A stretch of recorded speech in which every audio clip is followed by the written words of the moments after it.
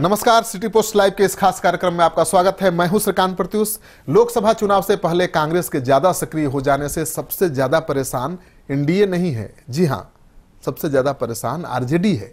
आपको लग रहा होगा कि ये क्या कह रहे हैं, महागठबंधन है, महागठबंधन में सबसे बड़ा सहयोगी कांग्रेस है, सबसे बड़ा दल आरजेडी है, और फिर कांग्रेस के अति सक्रियता से भला आरजेडी को क्या परेशानी हो सकती है।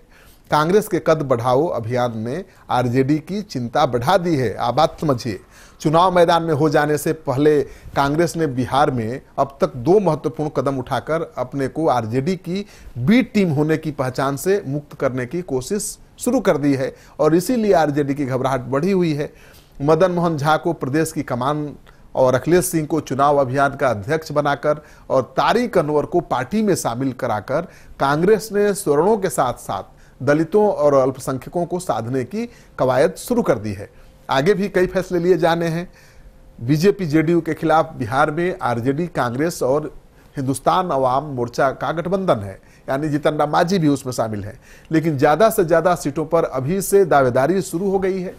सबकी मांग बहुत ज्यादा है। मांझी 20 सीट की मांग कर रहे हैं और कांग्रेस भी सम्मानजनक समझौते की बात शुरू से कर रही है। दरअसल गठबंधन धर्म है, उसमें खींचतान चलेगा सीटों के बंटवारे को लेकर।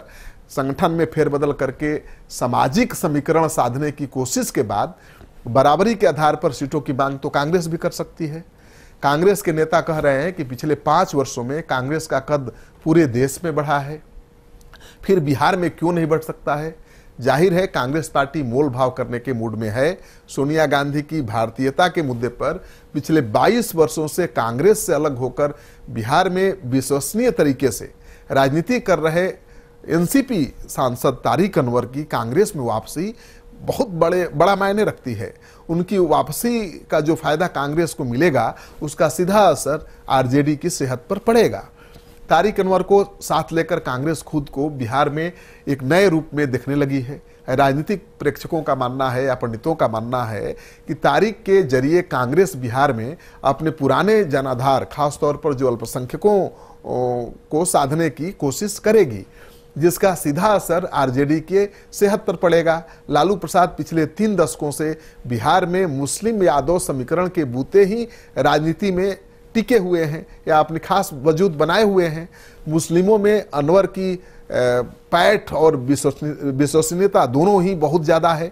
ऐसे में तारिक अनवर की ताकत जैसे जैसे बढ़ेगी, वैसे वैसे आरजेडी की चुनौती बढ़ेगी।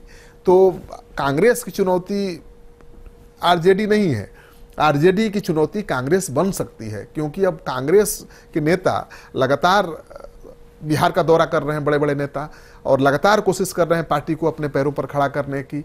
लगातार उनकी कोशिश है कि जो एनडीए और दूसरे दलों के बड़े नेता नाराज हैं, उनको लाया जाए। सभी 40 सीटों के लिए कैंडिडेट भी खोजे जा रहे हैं, यानी मजबूत कैंडिडेट की सूची तैयार की जा रही है। शरद यादव उसमें अहम भूमिका निभा रहे हैं। जैसा कि मैंने आपको बताया था कि सोनिया गांधी ने शरद यादव को यह जिम्मेवारी दी है कि आप कांग्रेस के लिए मजबूत उम्मीदवार खोजिए। तो शरद यादव भी काम कर रहे हैं, मैनेजर की भूमिका में निभा रहे हैं कांग्रेस के लिए। तो अब कांग्रेस 2-3 सीटों पर मानने वाली नहीं है। इस बार आधी सीटों पर कांग्रेस लड़ने का दावा कर सकती है, और इससे महागठबंधन में भी सीटों के बंटवारे को लेकर रार मच सकती है। इंतजार करिए, समय आने पर सब कुछ पता चल जाएगा। लेकिन फिलहाल इतना जरूर जान लीजिए कि कांग्रेस की बढ़ती सक्रियता से आरजेडी के नेता खासे परेशान हैं, और उनकी चुनौती भविष्य में बढ़ सकती है। आपको ये खबर अच्छा लगे तो दोस्तों के साथ शेयर करिए, हमारे यूट्यूब चैनल को सब्सक्राइब जरूर करिए। आपका सहयोग, समर्थन लगातार मिल रहा है। पिछले 2 महीने में 50,000 दर्शकों ने हमारे चैनल को सब्सक्राइब किया है, उसके लिए बहुत बहुत शुक्रिया। नमस्कार।